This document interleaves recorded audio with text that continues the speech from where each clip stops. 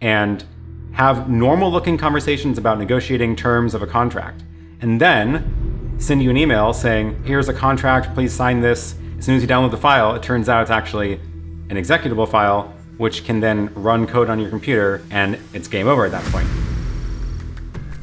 Hi, I'm Aaron Parecki. In today's video, I'm joined by a special guest, Shannon Morse, a content creator focusing on online privacy and security. Today, we're going to talk to you about how to secure your YouTube account and how to stay safe online. Tell me a little bit about yourself. Tell me what people can expect to find on your channel. Yeah, definitely. So I usually focus on consumer tutorials and reviews about new products that are coming out. And one thing that I've noticed not a lot of people really go into when they do reviews is security and privacy. So that's been my main thing for about the past year. I've always tried to focus on some kind of security and privacy tutorials for the masses, not just for like information security professionals. So a quick overview of today's video.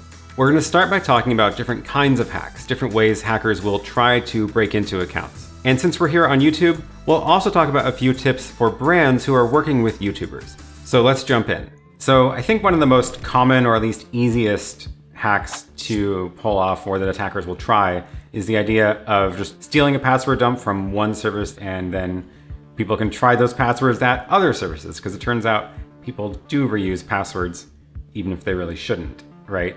All the time. And it's really unfortunate because as cybersecurity professionals, we're always telling people don't reuse your passwords.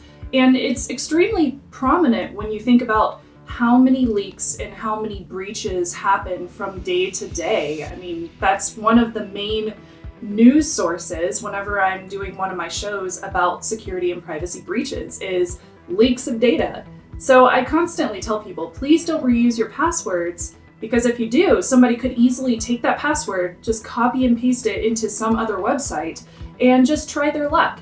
And they're basically gambling and hoping that you're reusing the passwords everywhere. And that kind of attack, it's super easy to pull off. It's super easy to just try. And if it doesn't work, it's very cheap when it fails. So it's easy for hackers to just collect thousands of these passwords, try, and some percentage of them will work. Back in the day, we used to have these things called rainbow tables, and they would just be like basically just huge Excel spreadsheets or huge tables of passwords. Thousands and thousands, and most of the commonly reused passwords that are found on documents that are publicly available online.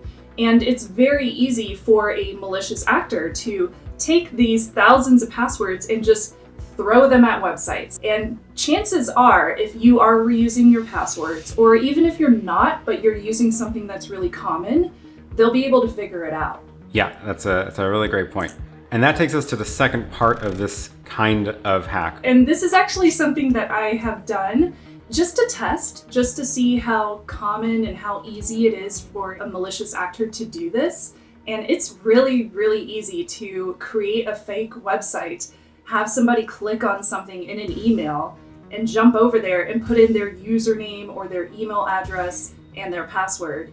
And chances are you'll be able to collect that information in plain text so you can read it with your human eyeballs, and you will be able to see exactly what they put in. So the idea of multi-factor authentication is a solution to this problem. Yeah, so an ATM is a great example. An ATM, when you walk up to one, you need your card, which is something that you have, but you also need a PIN code in order to be able to withdraw money from your checking account.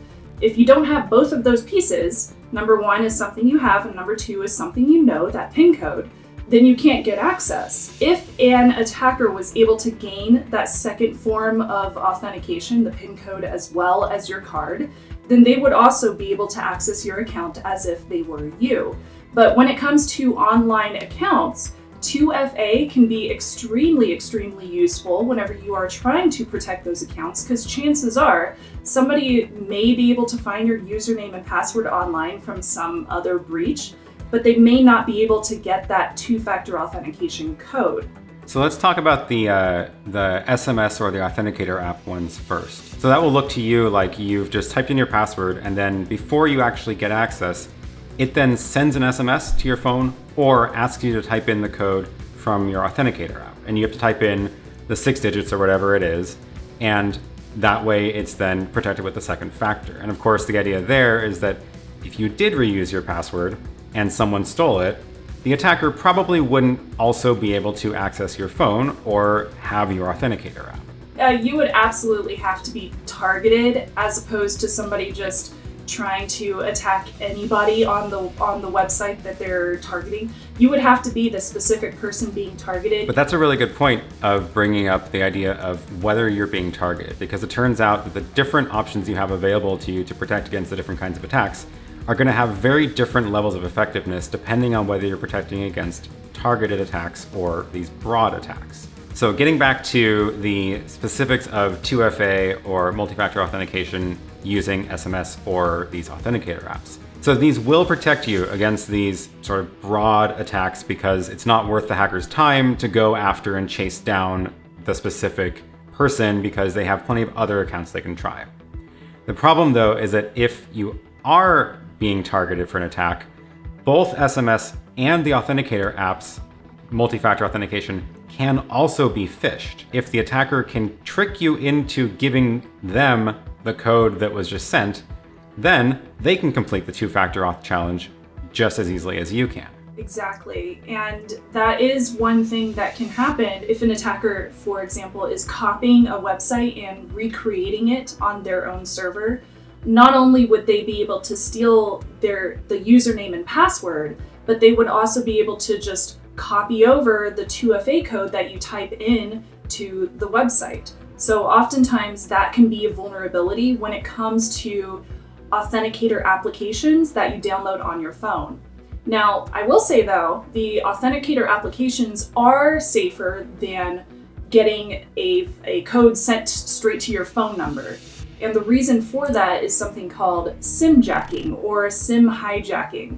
And that's a really major vulnerability that has become more prominent in the past couple of years because attackers have found so many ways to be able to basically clone your phone number onto their own SIM card and their own phone and be able to basically just get all of your text messages, including 2FA codes that are sent via text, over to their phone, thereby basically bypassing your phone and your SIM card in your phone over to their phone, and then they can just log in for you as if they are you. Yeah, that's a really good point. SMS as a second factor is probably one of the worst second factors available because it's phishable, as in they could just put up a page asking you to type it into the fake website, but they can also steal your phone number, and it sounds far-fetched, but it's really not.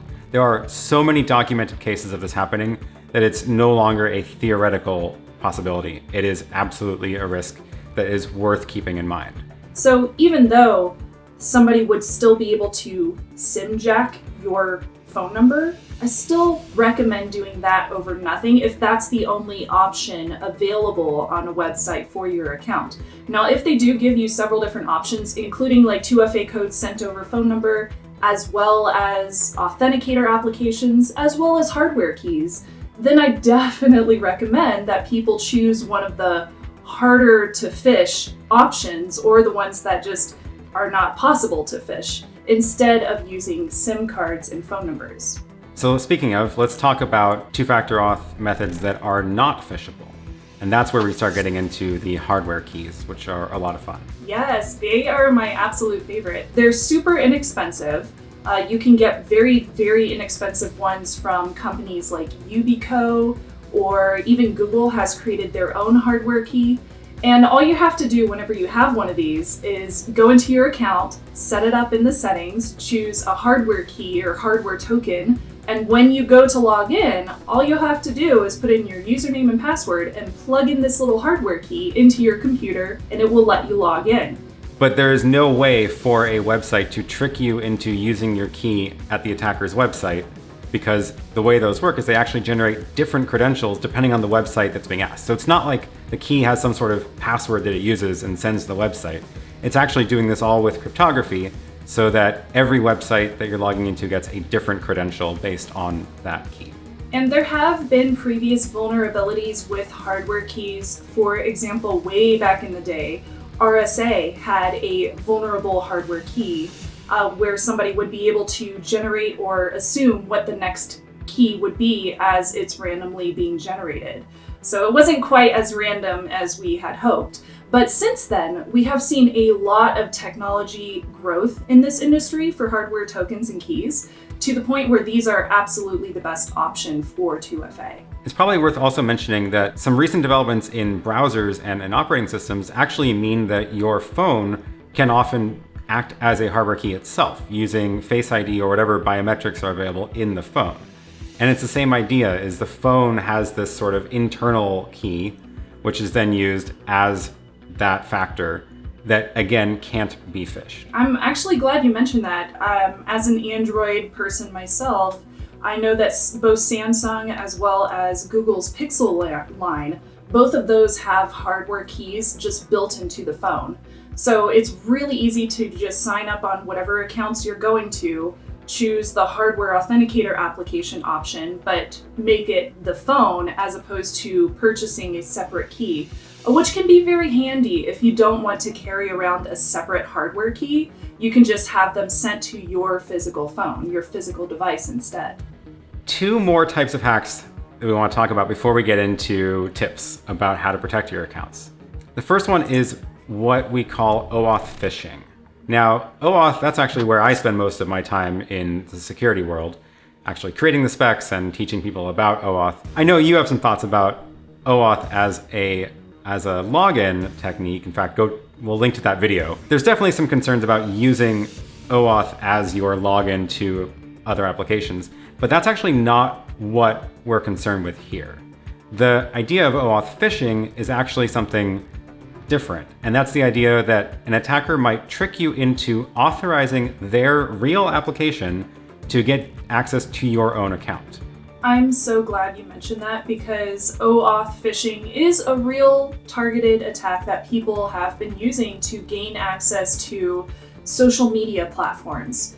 And on YouTube specifically, YouTubers have been hacked because they have used some kind of third-party application tool that turns out was malicious, and it gave an attacker access to their entire YouTube account because they gave that application permissions to do things like change videos or view the email or view the account status or the phone number associated with the account. The reason it would be considered a phishing attack is if the app tricks you into doing something that you didn't intend to do. And if you give some third-party application access to those kind of permissions, you really have to make sure that this is an application that you trust. So one thing I highly recommend people do, maybe once a year or so, is just go through all the third-party apps that you have approved on your Facebook account or Twitter or whatever social media platform that you use, and delete any that you are no longer using or delete any that you just don't recognize. The less things that you have connected to your account, the less doors that could remain open to an attacker. So the last type of hack is an attack where the attacker actually clones your entire browser and assumes your identity on every website that you're logged into. And when you say browser cloning, that's exactly what it is doing. It's specifically going to the browser and cloning all of the data from that browser. Not just like the websites that you're currently visiting, but also any kind of saved settings. So any kind of login status that you currently have, like if you are logged into Facebook or logged into Google or YouTube, then it's also cloning that kind of information too. And they're, again, pretending to be you just on a completely different device. It sounds kind of far-fetched, but it is 100% happening today. We have seen YouTubers having their channels taken over by this kind of attack.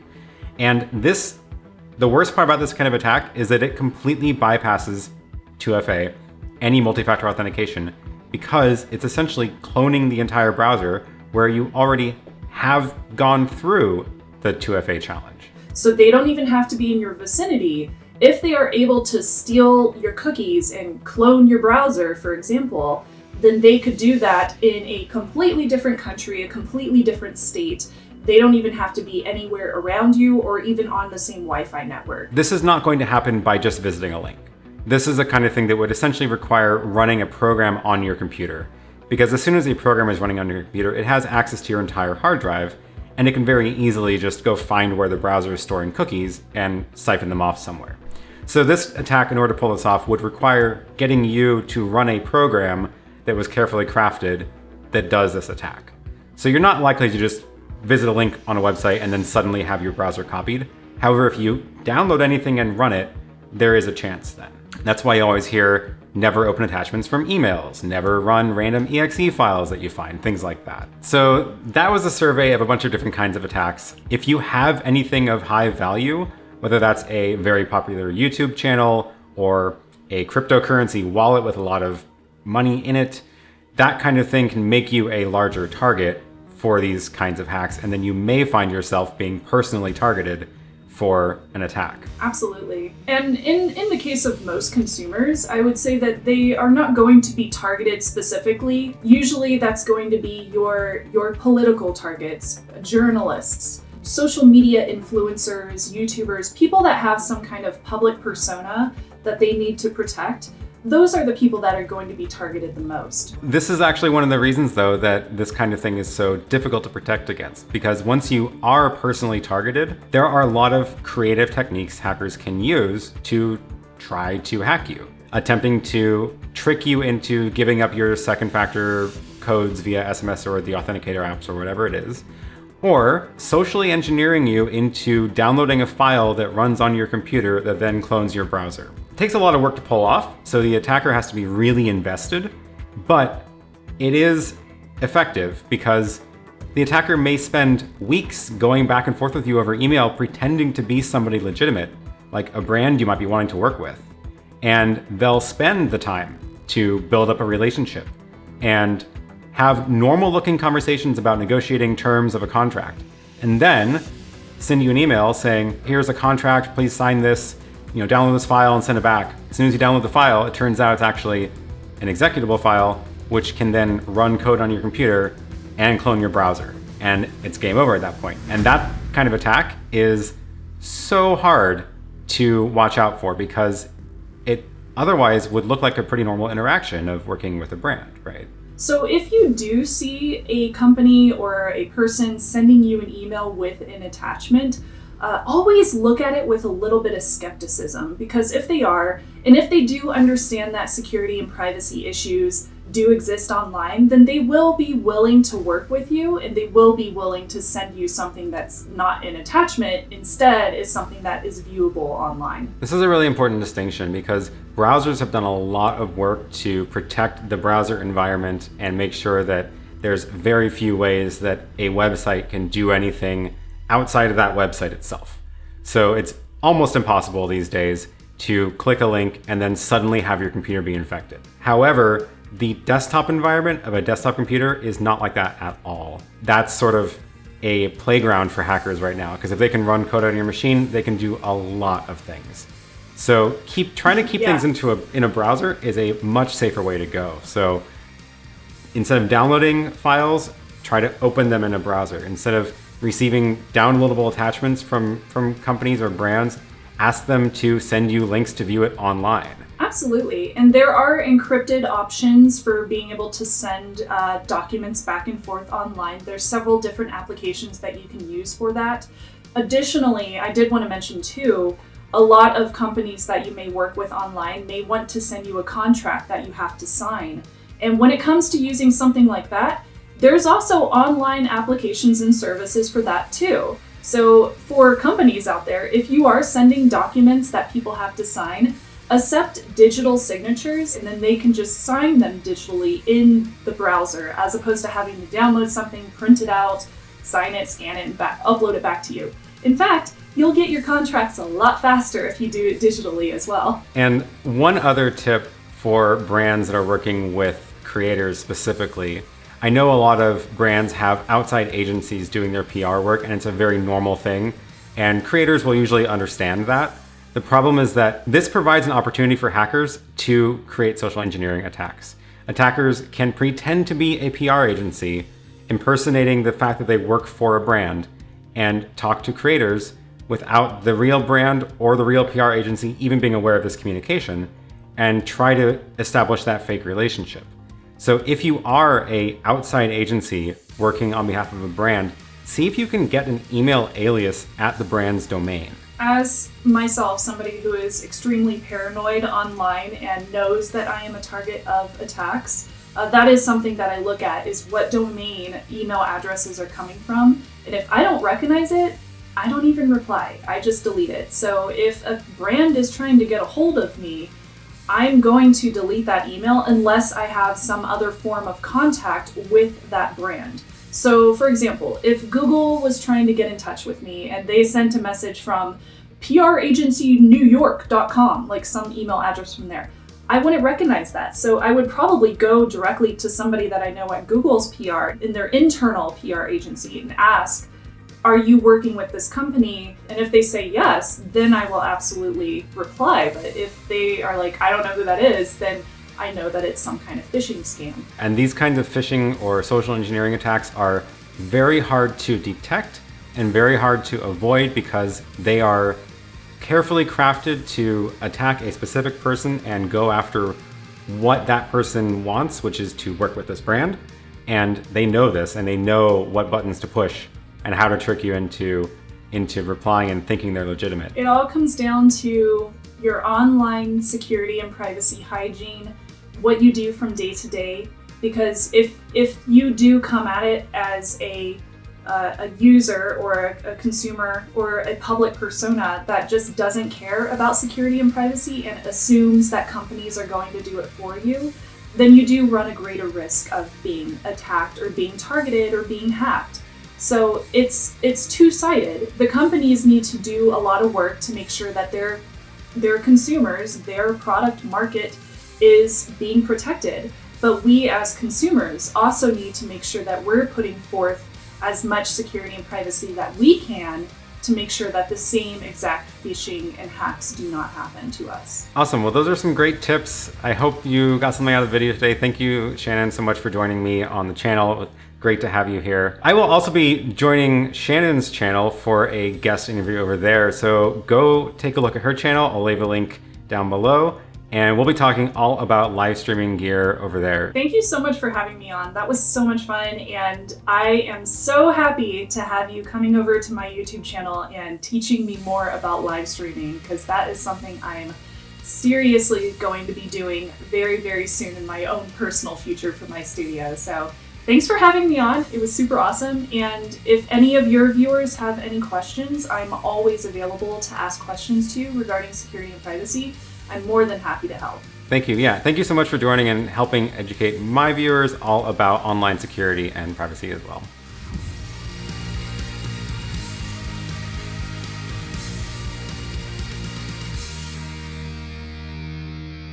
Yay! I'm gonna cut now. Okay. Me too. 3, 2,